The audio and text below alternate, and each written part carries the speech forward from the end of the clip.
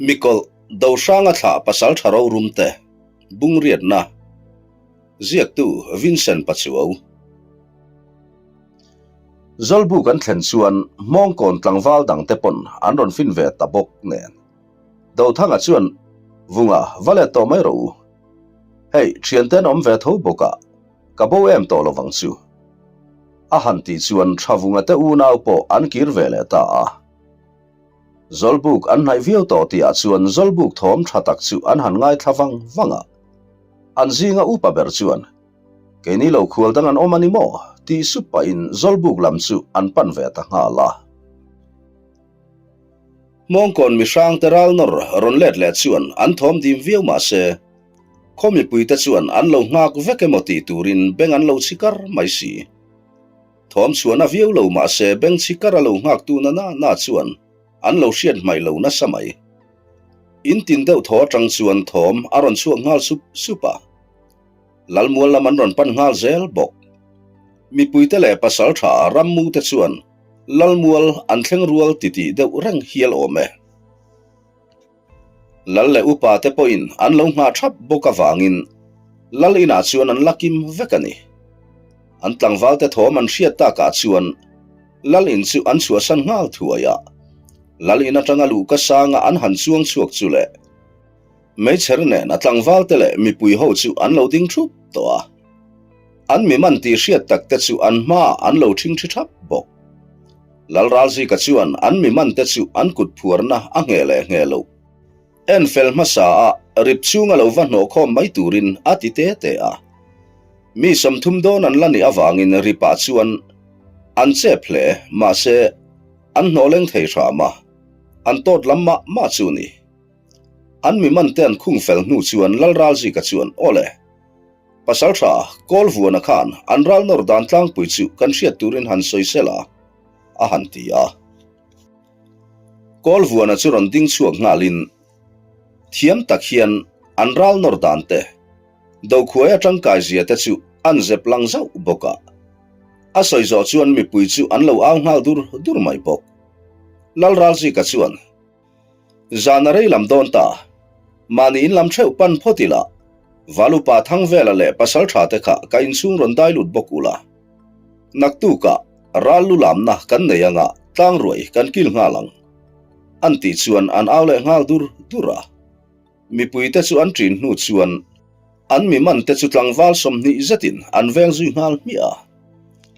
valupa thang vela le pasal tha te po chu lal in chung an lut ve ta ngala lal ralji ka chuan a pasal tha te chu an vache dan kim chang taka azole nu chuan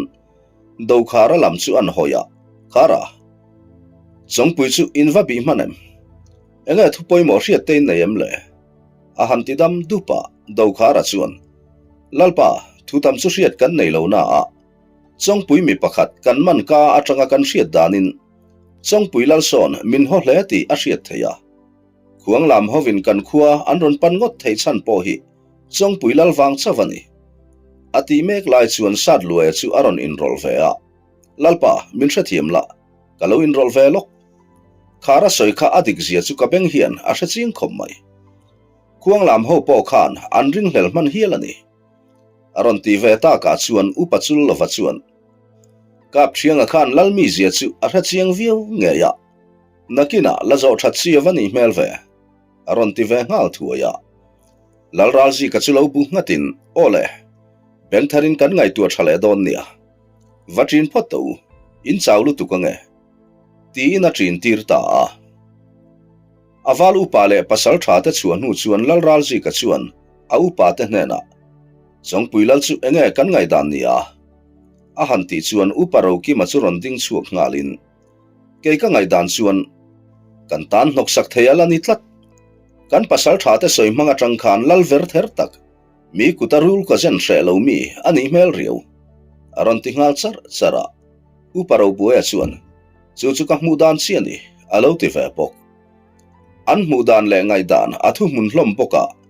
reivaklova an trin ve ta a atu khualo war chuan milu lam turin anin buat sai tamu mai lal se chal pani le upa ho se tuai tele vok pasun ngak te an keu thluwa milu lam ten nei zo chuan tlang ruai chu an the ta mup maya an thom chu rip chunga om te tan chuan hriat nuam tak ani hau lovang le an thian telu diriam taka an han song bol lai te chu an mu ve kar mai bok nen khar vunga phe chuan himdama ka chuak ani ngat chuan mong kon mi tu po ni se an lu ka khai khopang tin anaw te bula chuan ain ro sana sa viau wani ma se chu tiang chu ati thei mewangem lal ralji kala hi lal don thui tak ani awangin ale pek om le thei tura ki nok ai chuan then fel ngal mai du chi ani bok si nen khuang lam tlangwal te hian nungdamin an khua an thleng thei mewangem ti chu ngai tu tham takani ta mong kon tlangwal te po in bung thuam zolbuk bo bel chu bo liamin arem la ya chuan thut mun an rem ve ta a valu pa chuan an khual te chu ain mel hriat tir nu chuan tlangwal te chu tu ma leng ho harbik om lo tur le khual buan tur an nei thu te acha nu chuan lengi run kai turin an chuang ngal sapa tlangwal pathum hian do thanga chu nula rim puya an ron som tatlat do thanga la nula in la chuang kai ngai lo ani bok nen phur ru ve viau ma se a hu phur ru viau bok hu phur angala nero atum hau lo len puya ron som tu te hna chuan e khai keya kar min len pui du te chuan kan hnial ngam nang le tiro unun iwa zuyang miang ti in an khotlangwal pakhat chu an som ve ngal zata nuna la chuan alo chak sakhai mai bok nen kalilani mai alom ti in aron ding ngal au maya do thanga chuan tiru kan ron zuyang cheu ti in anin zui chuak ta ani bung thuam tlangwal ta chuan an khonula mel tha nu piangi teina an lu puita a in leng po an lo buk viau le ngal do thanga chu azak ru viau mai zak angalan chu adu bok si lo bangkil thim lai chu chu in a thu vera na an khotlangwal akal pui nu na ero atlang nel hle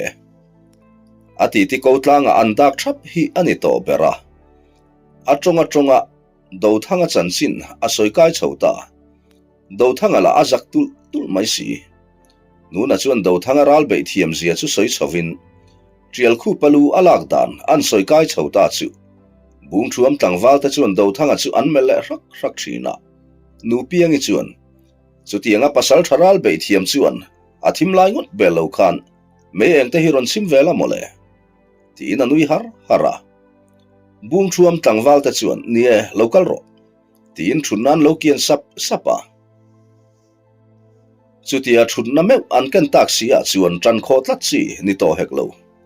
me enga chuan a thu nai veta nu piang in do thanga mel an mu chu mel tha atilu tuk chuan alo mel reng ni turani abul loka thu bung thuam fiam thu thiam ro nga ya chuan e khai kan piang mel thai chuan mu thiang lo mu ta nge ava mel na sangur vele imit te kha ai khir so wange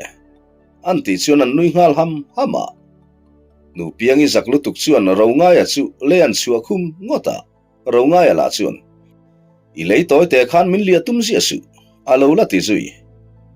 nu piangi chuan i chero ti pain do thanga chu avamel le zawa do thanga la chuan alo en kar mai si azak lu tuk chuan lean chua ve ngota do thanga la nula ina alen voi khan na ani bok nen nula ma om dan tur shabi kheklo lean chua ve ngot peka alo mutu ho chuan nui dir char ringot do thanga chu tho ngal hluaya kanin thiar lokange ti pain pon lampan chuan akal ngal kongka atanga pen chua pa chuan unhun zolbuka kalo ngang mayang cheu ti le rang taka kala rual ngala zolbuka thleng thuaya zolbuk bo belan boliam chi achu zolbuka lo om ta chuan an lo be ngal sot mai leng hon arte akhuan ta ka chuan tlangwal leng te po an ron lu ta traka an kim ta mo ti a chuan valu pa chu aron dinga ole hei khoni atangin khual du om tak kan na ya khual anin buan ma sadon nge khotualin ma kan ruayang a han ti chuan bung thuam upamin fapa chapo ve tak mai duliana churon ding chuakin khonge keman ma kalo ruayange khualwal te chu bin thiang an ni boka bin nolila ni mailom ti pa chuan zolbuk buan tual chu aron moi ngal vunga ama apate lo boka tharui po anei mel viu le ngal buan tuala chuan avei tuak ngal nguta tungai lo chuang masaber don cheu alo chuang masaber chunga chuan za kangai dewanga kavor thui vak lawang cheu ti lung pa chuan chapo mel takhian anui vur le ngal khual dang om ve te hian loiler khua an in chala do thanga ten khua an lu nu lokaron lut ve an ni loiler tlangwal pakhat churon tingin khonge keman ma kan hruayange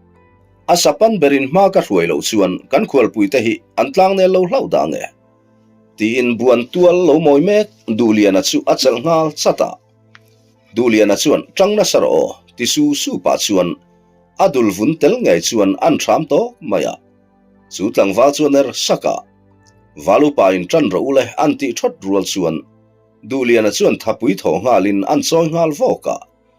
a thei to pana chuan an vor zui hek mai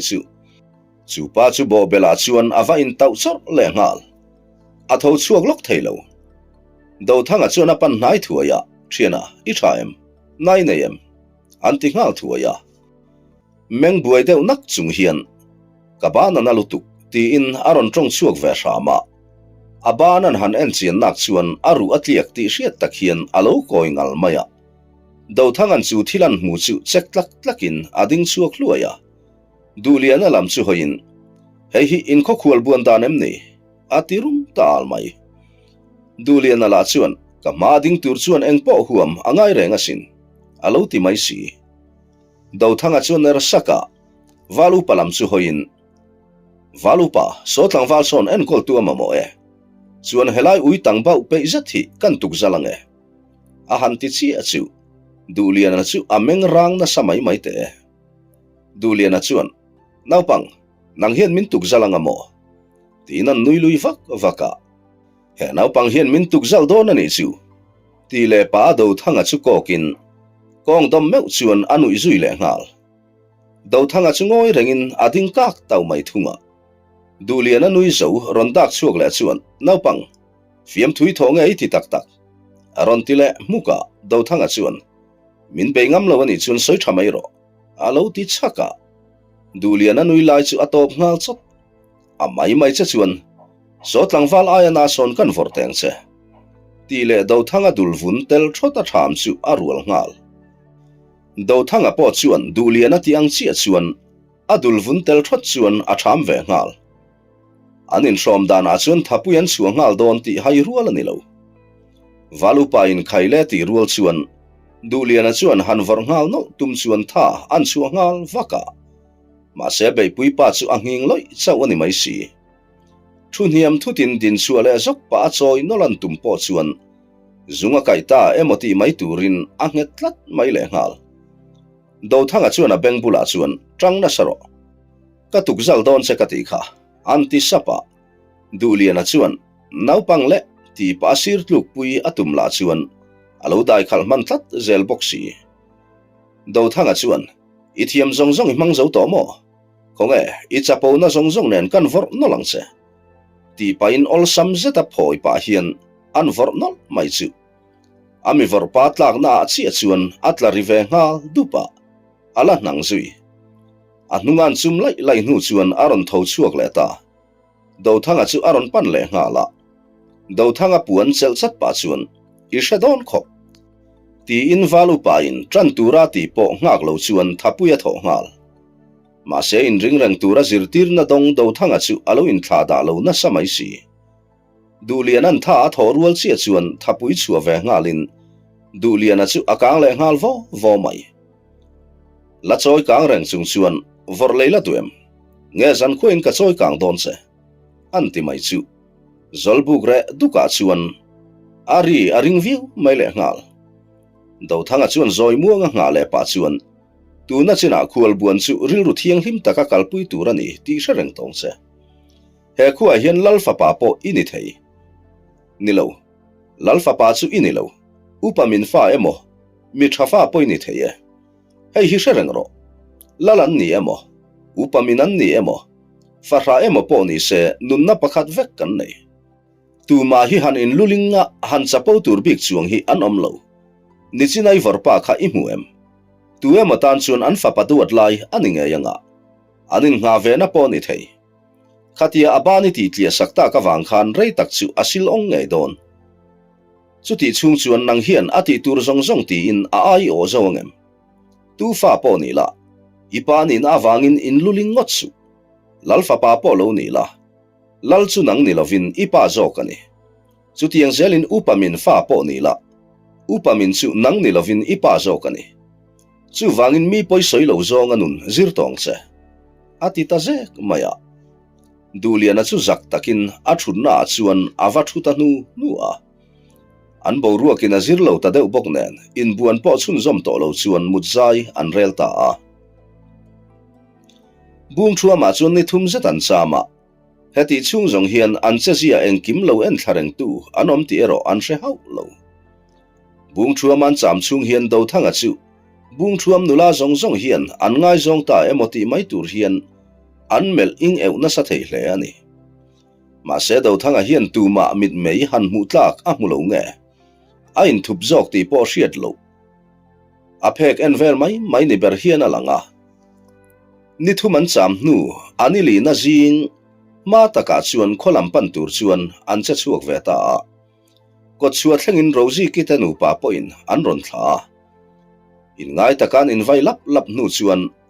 an lan thei chung rozi kitanu pa chuan an thlira an kalliam chuan in laman pan ve ta ani do sanga chu ko chu an pelfel or tia chuan ngai that lo nain aron tuam ngala chu tiang chia chuan do thanga po angai tha thei tlat lo do sanga chuan an tlangwal hruai ta chu an mit le beng chingun tur chuan an hril sapa thui takan kal hnu po chuan buena engma an tok talem lova farzol khan peng an thleng trep tia chuan do sanga chuan thom engemo a hreta do thanga pon lo hre ve ngal chi in an thom hriat na lam an hoi phei chi chu silai aron pu ngal dota do thanga chu vir ngal noka an thang kham oya chuan alum thangal top mai do ranga chu afa palum thak na lama chuan atol thave ngal zot bo do pora chuan an tlangwal hruai te chu phen tur zonga ka plate ve ngal tur chuan a au ngal tura ama chuan chakkova chuan awak chho thuaya ko an wak chuak chi chu abek holchil raphian silain an lo tin ngal chata zoi fia taxi hian thom beng chang chu lo la chato hlaksu ti thoma hrasu ngal room hutin atu ta chunge moi ni le kan kal kham zonga chengrang in autir ngot mai le tu ta nge kan ni in chiang meu mo a han ti ve saka chiang te reng mai nang po hi tu nge ini kan chiang khom mai he hun thlen theinan in lal fa pa po do taron bum chuak kan ni hi ti ri chu a hrele ta mai cheu chuan ti pa tho chu an tum chi chu atu khumari chora abok zui ngal thora ni khuwa a hrelo zui ngal silaya puak dopa natur tre thot thom chu akha to ka hriat tur a om reng bok do sanga chuan do thanga an thlang kham sang taka atol liam tur chu aman man rama har satak chuan a hnuk chuak theita a hnuk chuak fel chi atia chuan an lam hoin silai aron puak dopa an bullok le chu aron per ngal chuai do sanga chuan an pia deuh thing lian tak phen tum chuan do thanga chu a hnuk phei ngal hroya thingkung phena chuan anin hnuk thleng chi atia an hnung lama tang chuan cheto hausu ti thoma hrazui ngal zat rang takan hoile chuan a mel hriat ngai haulo mi pahnih hian silain an lo tin wang chu a mungal tu te ngai ni engwanga min lo lam bun ngot ngai ni a han ti ngal thota silaya tin tu zinga pakhat zok chuan ngoi makro ila hre khopang onel om lo zat hian aron tia pakhat churon kal nain do sang ral thuam churon lak sakan tum ngota alo phali kholo mai ranglu tu ka chet lo tho thutin ral thuam ron ban tu kuta chuan an man thuta alama phi nai dor pa in aban chu hnung lama a her chhosak vaka in phen na na mangngal mi i thian pa nun na hi i hlutani chuan i silai khale ya da thlaro a han ti zui ngal zata chu pala chun ral thuam da chu atum lo ti hriat takin alek ko uluk sau mai si do sanga chuan a chem pho in ami man be pa ngonga chuan a chuk tuarana tun chi ka soi toang iral thuam khada tharang ro ani lo chuan ti pain ami man be pa rok thi sar khop chuan a chem chu an nor na zual sawa do thanga la chuni kho helovin alet reng mai boxi ataksa chuan ngen mulu na om mutur aom hau lo thung heti lai hian do porale an tlangwal ta chu an lo phuar vek towa an tlangwal zinga mi panga ngot an tlule ngal mong kon khu ave thung chuan an mi man ta chung thu relin lal ina an thu khom traya chuangot chuan ta na him lo thei tian tha chiang view boxi ro rel dan tak po thiam a har an ti view mai sat lue chuan lalpa ke ka ngai dan chuan chuangot hi a him tlat lova chu lo renga nun hluta in pe po an ni lova ke manin kan vau be a phuara kan phuar luan nia an lutan hi han tim na faktur omin ka helo aron ti ta ka chuan pasal thadang te po chuan ti kan ti hriat tak hian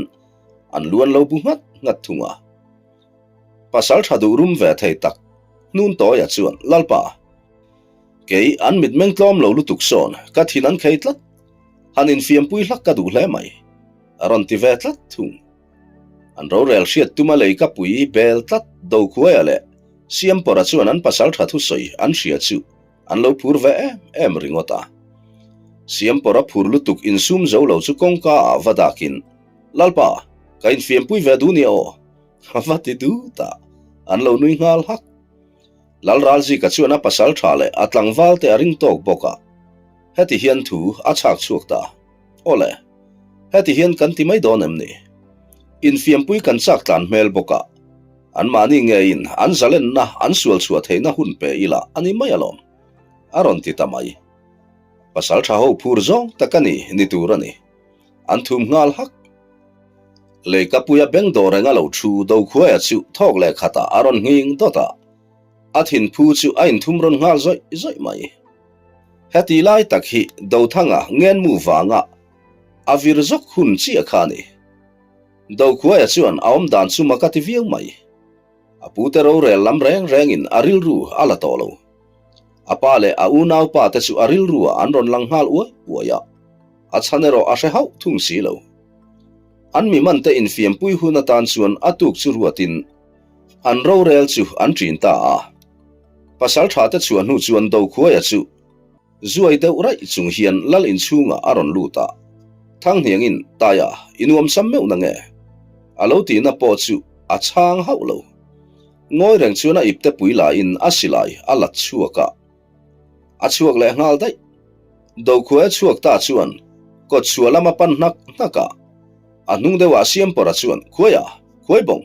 milong hak ta chemo ti lo chungin aron zui ve ngal bok ko chuan thlen po chuan do khuaya chu ala tong chuak chuang lo dai lam pan chuan an kal zela thui fe an kal nu chuan siam pora chuan khuaya khonga kan kal don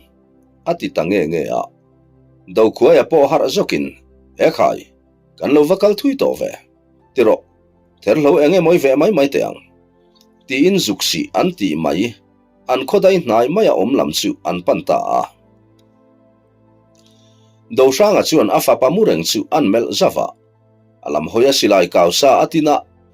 rem chang zong reng chuan chutia mundang amel zok lai chu in asilai chuan met puak thuaya ma se tuma fu tlatlo do sangan in pen nana aman athien pa dara chuan avakap ta si mai do sanga chuan ranglu tukin in pen nana aman pa roka atin na chu potol roi pa hian ama ami lama chuan adok chuang ngal puata ama ami in chem chu velo tumlai tak chu nang chingin leya alum topa thu chuale pa achem an vai kual pop chuan chupa kai zatha chu achat fel ngal der chupa chu thing ngal nok tho chuale pa achem an vai le pop chuan alu chu a tho ngal vok mai ma se silai puak ri khan an mani lo lam bun tu te a ko nai ta tlat do thanga mun na lampan tuma apen lai chi chu mi panga hi an ron langhal thota silai pahni alamatin ko wa chung le thal koisa a alam hoyatin wang chu amu ve ngal chil chak pharin an nui saka se tho na chi ni to hek lo le aral thuam chu apaya akhung ve ngal mia chung ho po ngai sak map lo chuan afa pamut reng na lampan chuan akal ngal mi do thanga bula thlen chuan afa pa chu an bi ngar ngara chuti lai chuan ama tin reng tu chuan nangkha iban chung lama pharro khatiang mithi boi pui man kan ni lovania aron ti thota do ranga chu hoilet zoka ama ron betu chu rum ta kamelin ika khaveng phim khurro ahan ti tho sata chung mi te chuan do ranga chu ron nain aral thuam te chu an lak saka an phuar zui ngal mola an zinga pakhat chuan do thanga let reng chu an mel zoka tiru kalang hei zong nau pang mai ani hi alu hon thampo ni lo hi khama khan nor liam ro ati ta mi mai tlangwal pani chu do thanga lampan chuan an kal ngal do thanga bulan thlen chuan pakhat hi azuk kun hnaya ala thilo tinaron hoi chuak le chi chu akang ngal nola thanglama chu na tre thangal von mai do thanga chu na mi vor nol pa lo zok chu akonga man lokin an thlang khama chuan aliam thak pui ta dai mai do sanga po a tre ngal thot do sanga man tu ta chuan nau pang maya an ngai chu ti ema alo chak chu makan ti ru viu mai an liam thak nan han thlir thak la chuan asang em mai le ngala van nei bertan po among tlak thlen chuan handam chuan a chi zia zang ni mol heklo an zinga thu nei ve mel ber chuan asang mai an ruang pol hom tlak om lovang tiru kan thian te khai fin thuayang u tin do ranga chu an kai chhota ani an thian ten han fin chuan do poran do ranga chau an ron kai chhawa mu chuan makatiru viawa ma se eng ma soilang hau lo thung do ranga chuan engwanga hetianga kan chunga tingot nge in ni ati mek lai chuan an pia dewa tang hian ral ru mangai kha aron chuak nola pasal tha kha ifarnu te chuan lo dam mo nui song chung hian aron tia do ranga chuan nang mo engwanga heng thil hi ti nge ni a han ti thota ral ru ma chu alo nui ngal hu anui lai chu top thutin pasal tha hadam ro katiang tun tura ni ngai lo ve pasal tha me upo lam thui tak thlengin kan bum chuak thei chewania pasal tha ral ru ma khan tur hi chuan piang non le mala thei nai nei chuang hau lovang ipa la kha kan bum na thang wal kha an oi em khopa athin rim mel te khan kanuya ti za khwal thang pasal tha me upo ral ru ma hi chuan eng ruai an ni ngai lo ti na nui ang huwa do pora chuan kakut phurna hian phel ula eng tiang taka theina sang nge ini chu kan hrema yang chu aron ti ve thung ral ru ma chuan do pora moi ni kha I chan chin hi chu ka hre ve fo mai ma sei be mi kan I tlatlo tinan nui le ngal huwa do pora bok chuan pasal tha doi zep thudik manga tu ma ma chon ngam lo a han ti zui luka ral ru ma chuan naw te nun san om ve nual ma se a theng thonga a thok lo ti hriat tak hian anaw te ho chu mong kon tlangwal tluta te lu chu la turin an tira mi pali lu chu an ron khai ngal thuaya chumi hnuwa anaw nun chan te ruang chu the khom tirin lungina chhil tir mi mai ani ral ru ma hian anaw te pakuango ta chan ani ma se chu chuan ati buai phalo a hlotlin na wang chuan a khivur reng ringot ral ru ma hi ser mun pasal thani in farzol lal buk sailovan loman thatak tiama aroyani anaw te ho hi farzol tlangwal ten nia chu wanga ngai tha deuh po ani mai thei ral ru ma chuan kanin pe chuani kalangu tin ma ruai zui ngala do ranga chu athin rim kher mai afa pachin po shelova an kailiam mai tur chu paidam ahar hle ni do para chuan khoila mange min hruidon a hantia ral ru ma churon le hoin kal topla I thlen hunai hremayang aron tibul maka do para chuan nang kha kala chan som vekang chemole ti bulbul pa chuan an kaina lama chuan akal ve mai boka do para thu soi chu ral ru ma chuan hrengreng ma se an mi man thu soi mai chu engwaka angai lo ti hriat tak hian alo nui suk ringota an omna hmuna tang hian farzol hi ahlate chiam lova tlangwal chak thapa ngai tan chuan ni khat kalvel chawani chol lovan culture char nu chuan khua po alo niam tran ta viawa ruala chu sur tumin a in tro mu mai le ngal ral ruma chuan korte kam mun rem tak an thlen chuan zanin chu heta hian riang mai ang u o tin thun mun asiama vaibel alakai ngala vaibel paktal tal chung chuan anaw te ti tur chu ako mu zuta do sanga chuan ral ruma ithil ti hi sa cheng mo aso kho kana viu don ania a hantia ral ruma chuan nui vur chung hian tunge inchin siang le tunge ka hruai koi cheu ti shatang a hantia do sanga chuan thil dik lo hi je plan the ni ngai lo ngai reng ro idam chungin mangchia iman to na tur chuan aron zui thuayang che a hanti vele shama ral ruma chuan lo rak ve mai te man ni hi chuan min man tu te ti hlau thon dan hi kan zong fowania alo ti du lek mai si ria buk turte an zar pe nu chuan zanria turte an bol zuya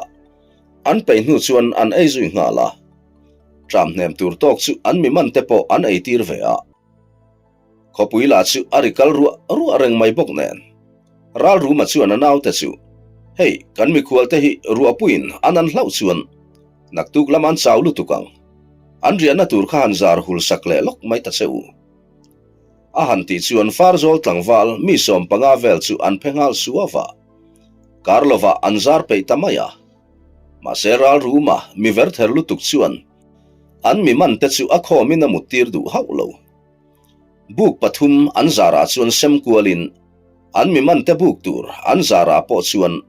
anaw te pathum chu ariatel tir ve ngal mi nuna chu atluk na hmuna tanga alo wa sona wangin alua hum thei sama adara silai mulut chu hnunglama atlang ti a thei athiam anga athi chuak te tire tum chung zel chuan an kholam panina kal ve zela arin ai takina kal thei phian le ngal a him chin a thleng ta mo ti a chuan thingkung heng hian a thu noka amu hil zui ngal zan lai vela chuan ruamalin aron fartak fuapa chuan a har zoka han tho mai an tum chu adar na zoka wangle alu hailu tuka wang chuan a tho chuak thei mai lo tom hul na tur a zona ngai ti hria in a thei ang chuan a tol son reta chutianga be fat ta ka chuan thingzung thlar a hnuai ko hul mai hi a tol thleng hlau mai a hnuai kwa chu alo zau phian le ngala a thei angin thingzung thlar hnuai kwa chuan tol lutin a thumu ta siaya atha ahman na satbaka ache zonga adara thi chuak renga wang chuan a chaw roi mai alu hailu tuk chu an mai mit ching wanga reilo te a amu hil zui leta a har le meu chuan khua lo war chiang to hle atang ro lu tuk chu a thip tu to awan ne siamin zana ruwa tla chu atom na pia dewa chuan alo tling fim pam maya rang taka to na in tlem an don nu chuan an chol wang phota adang ro lu tuka zia om nu chuan tlem dot le in an hoi ruaya ramhul dam doi amu ang chula khomin ase som noka aliama chuan an bel tlora apuan mor chu po thler mayan tuma atha ina tlin mang hau lo atran zong chuan adar hliama tangin thi aron chuak leta aril ru te chuan rampalai lenga kathlum mai don ani mo ati wang to ma se an lalpa ralzi kan alo fuina thin konga om to lova kan ngai hi chuan beidon na in min hne wangani kong om to lo nu a po be se na lo ngai lo mi chuan kong arek chople mai thin ati thin chu sa chuakin an hoi kual le thuaya ama zona atol son na a ipte pui tlapal chu amuta muang changa charin achem chu la chuakin apuan tlang chu zai thler ta athiam ang tok chuan adar hliam atuam nu chuan arang thei ang berakhua a thlena ngai ti a hria muang chang chuan kholama pan leta damin thleng zo takang mo do thanga chu har zoka a hoi kual ngal ruai mai sui noka atang ti a hrengal thuaya nuai laman hoi thla chu alo sang tha vai kher mai an hoya chun ruang pani a mutel bok thei angin chunglama in pokai tum chuan a beizui ngal fata alula chu anatluk mai le ngal khatia mi pakhat khama aliam pui khan ami kuwa be pa chu nuailama a omlai takin avon na atha thuta aleng zui ngal vak chuan atan van nei na kong ahong ta hlavani sui noka in bat ngal nolin athen peinol chuan kham bang chu avatau chora ni khuwa hello zui ngal zanaru asur la khan achunglama thingzar phuimup awangin alo nan har zo lo alo nia reita ka be fat nu chuan kham ko chu athlengta aha lutuk chu abok thlopa amu hil zui ngal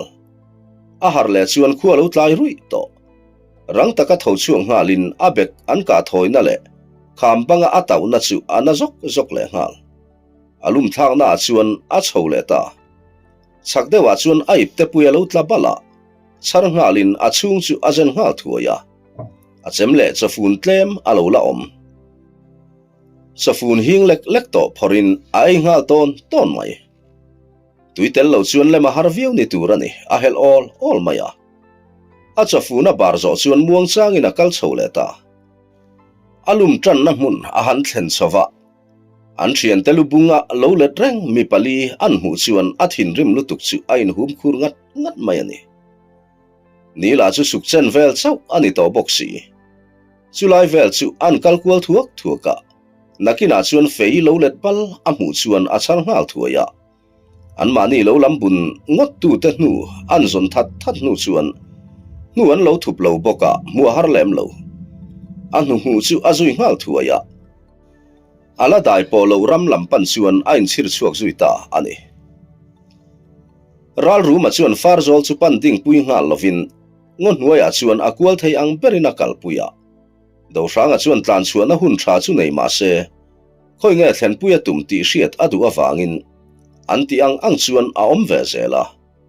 do pora ero tonga du tuilo sot view mai ma se ral ru ma hi pasal thathin nel tak ani nge ni angai thaliam ve mai zela do ranga chuan a fapa chu engtin nge a omang o ala damangem liam pui tuarin kham noya khan alo le treng mai angem ti te chu angai tu kual na sa hle na a mela ero engma alang chuak lo thung ngot nuaya ni thum zet an thang nu chuan rala far zol khuwa chu an mu theita ral ru ma tlangwal ruai te chu an hlim hle ti an mela a hriat thei in ring renga mut mu po tua thamang lova ngot nuaya khosak kha an lo ning hle to ani nge yang ral ru ma chuan khuwa soding taka kan pan chuan zanria bob man tok vel chuan kan thleng nge yanga ma se in lalbuk sai lova barakhai nan shim zan khat dang chungon nuaya kan riak leang a han ti chuan an zinga pakhat chuan pasal tha enga nge kan lu ngal mai lovang alo ti ve khawa ral ru ma chuan nui hu chungin o ka soi vek to kha in lal so chai buai ka du ve shim alom alo ti mai si chu tlangwal chu alung oi vaklo ni turani hunnang nang chungin a thian te zinga chuan a thu vele mai boka chumi zan chu ram nuaya an riale nuwa atuk vartiana far zol khopan chuan an chuak le ta ani fere san hun vela khuwa chu in pallutin lalin lam chu an pan nga la far zol mi puiten mi khual pasari ngot phuar chunga an tlangwal ten an ron chom lu chu makti takin an lo en he ho hloma a then phei chuan an hnunga an zui ve ngal bok lalin tualan thlen chuan ral ru ma chuan ringleng long hian lalpa ser mun pasal tha ral ru man in chung karon dai lu do ne a han tilau lava lalbuk sai lo apo aron dak chuak rang kher mai leika puisanga aron ding chuakin alal tuala do sanga te kut phuar chunga an lo ding tar thapan hu chuan nui fur chung hian lal in chunga lu tur chuan a hui ngal vuta ama po in chung lampan turin a in her ngal ole zanin chu khati zong khanit mai sela ka hritlang khosikin mi bo tlat maya ka opo ngai thla ka se om in ridang po tel zau mai theya han cholngot khadik thei si lova kanuam lo ve fiu maya han soya se om viu na atoi kan tile don ti kha a chiang reng mai sia chu wangin a toina chan kha kan soilang tamaya ngai lo lama lo ngai lo ula pathian zara kan nuam lo chun zom zel lo tura ngai la thon thu kan da chun zom zel thei tura ngai la a tha ange zanina tan chuan ti kha niri mai te se